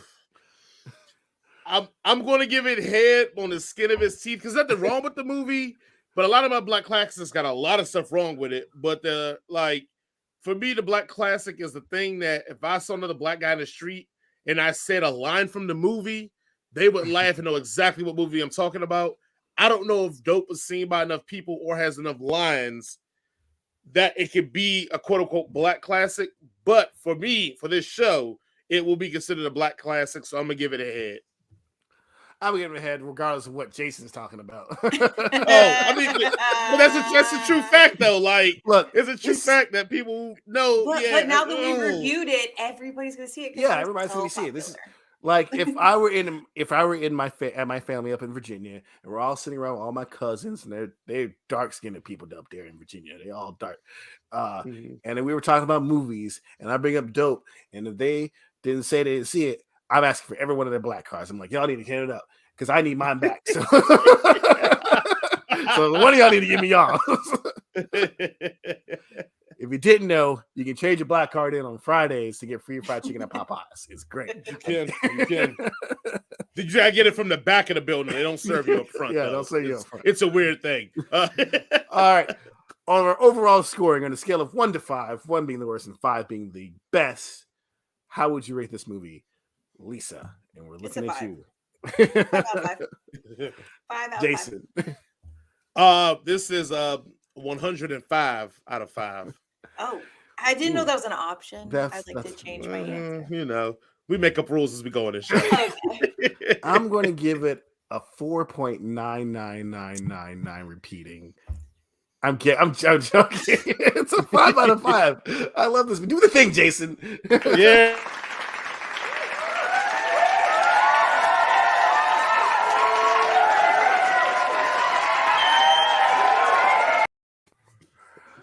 Thank you for doing the thing, Jason. Yes. We got another 5 out of 5. All 5s around. We were not paid by Rick I can't even pronounce his last name, the director of this movie. Fukunawa? Famu. It's too much. I'm sorry. I'm trying not to butcher people's names. If he said it to me, and then it's fine. Rick. yeah, Rick. Yeah, well, Mr. Rick. It's like, you're just saying my first name because you don't know how to pronounce my last name, aren't you? You're like, yeah. And he'll pronounce it, and I'm like, okay, that's cool. Maybe we'll have him on the show one day to talk to him about it. Yeah. Appreciate it. Yeah. It's like, just say it real slowly, and then like pronounce it like I'm an idiot, because I am. Well, everybody, I guess that's the comes to the my favorite time of the show, when it just means I can go home and go to sleep because I'm already at my house. It's the end, my friends. The end of the show. Yes. So, what we have coming up next week there? We're off next week, yeah? No. Next week is Wakanda. Yes. I was about to say, I actually put it on the calendar. I use the calendar, guys. Yeah, you got the calendar. Technology. So I figured we could do Wakanda Forever. Bam. Mm-hmm. How about we do Meteor Man for our throwback? Yes. That's And not then gonna hold up. I found Cannon Blaster is the name of the black anime on Netflix. So there Cannon it is, Blaster. Cannon Blaster. Yes. Meteor Man, sorry, Robert Townsend and the other dude, I can't remember his name, but he went to prison. No one gives a fuck about him. Don Cheadle? No, not Don Cheadle. He's in it. Joking. I know. Mr. Cosby. Who were we with? Ooh, Is it Jared that always talks shit about Meteor Man? It's Jared that always talks shit about Meteor Man. Probably does. I've never seen it, Probably so does. that would be fun. Oh, you haven't? Oh my god! I watched that movie. James Earl Jones. Yeah. Robert Townsend. Bill Townsend. Cosby. Don Cheadle. Oh, it's. I probably watched that. Sinbad. Is it Sinbad in it? I think he's in it. I don't know. It's people with orange hair in it, so it's probably Sinbad. At that time, he had the red hair. So he still has red hair now. I probably watched it 1,000 times when I was a kid. Okay. But thanks. Okay, so those 3 things next week, and then the week after we're off. We're off for Thanksgiving. For Thanksgiving. Yes. For the so best y'all holiday. can watch all of our videos again and leave us comments, and We're only 72 now. episodes in, so it's just really easy just to catch up from 0 to 72 if you haven't watched it. You can start at 70 where I join. I'm just kidding. Check them out. What I'll do is I'll probably put up some B-reel. I have some things that I'm finishing up editing, so I'll put some stuff up. We will have maybe a little bit of content on the show, but no, we will not have a new show. Yes. Yeah. Follow us on TikTok. We're going to be working with Jason on putting tags on the videos so y'all know. I don't know. I'm 39. I don't know how to work a TikTok. I barely know how to work my phone. I just know. I know you just dance on it or something. Yeah, we got to do a TikTok dancer and just totally bomb it because I don't know. How to do it. Also, don't forget our book club, the Taking of Jake Livingston. We're doing that on November 30th, which is the week after Thanksgiving. Hopefully, Lisa's already finished the book. I haven't started yet, but I can finish it in less than a week. Put up mine, so you guys put up yours. Nice. There we go. We got all the mediums now. I'm going to start on the 29th. And hopefully... So I just want to say thank you to my lovely friends. Y'all let me pick everything this week. Yeah. So thank you very much for letting me pick the show. I appreciate you guys. We needed a woman's touch. It was really dirty around here. You know, we need to clean the show up. Whoa! Sexism. Men can't keep it clean. You know, no, not me. Also, our viewers, if you guys want us to do anything, send us shout out to us on our socials, please. We were completely joking about the feet thing, though. Yes, that's what we were hoping. I'm not joking. Feet brings in views. I'm okay with that. Yeah. I mean, I can drop my Cash App, so y'all go ahead and put the money. I got plenty of all my toes. We're not above that. We're trying to retire. Yeah. We got some of us got kids need to go to college. Real soon. Yeah. They ain't giving no raises. So no raises. But so I had so because the the Gretzko was from a viewer request. So so please. Yeah, we definitely do viewer requests. And also are we still doing if you want to come on, we'll let you on. Just make sure your camera and your microphone are good. Yep. For sure. If there's something that you love and you feel like you're the expert in, or something that you hate and you just want to tell us that we're wrong, unless it's dope, then we'll have to fight. Yeah. And I don't want to knife fight anybody. I don't want you to choke on my rage. If you can convince me to watch Ring of Power, let's go. Like, see how you can tell me on that. It's just like, because I bet you can't. It's like watching. It's like a show that is like, it's like poetry, right? It's like, it's a little boring, it's a little stuffy, but when it gets really good, you're like, oh damn. Thank you, Langston. Thank you, Langston Hughes. How you like that?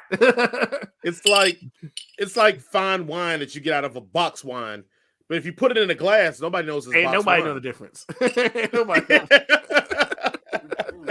It's like the wine that you get from the gas station where you're like, whoa, this is kicking. I know you know that wine.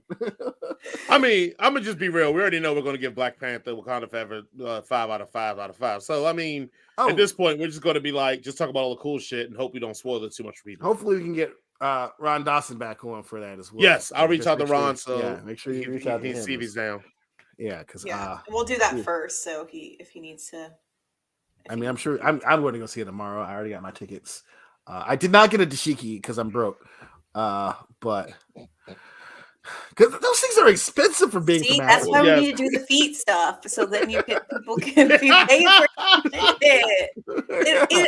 It all pays off. It all pays off. And it's not as embarrassing to tell your parents. All I do is sell feet pics, Mom. That's it.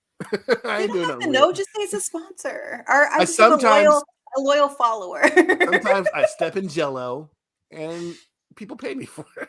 Yeah, it's fine. It's fine. Feet don't have feelings. It's fine. Yeah. They don't know it's me, Mom. They don't know it's me, Mom. Tell a foot that when it steps on a Lego that it has no feelings. Yes. Or where your pinky toe finds the corner of the bed. Oh God, it's the worst pain ever. All right, y'all. Thanks everybody for joining us. We had a wonderful time as always, and we thank everybody for who have watched. And if you are watching on the YouTubes or you're listening on Spotify, thank you for joining us. Lisa, have anything to say? Any parting words for our guests?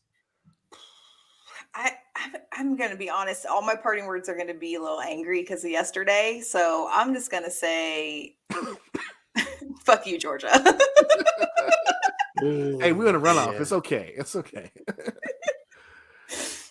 Mr. Jason, anything that's more positive?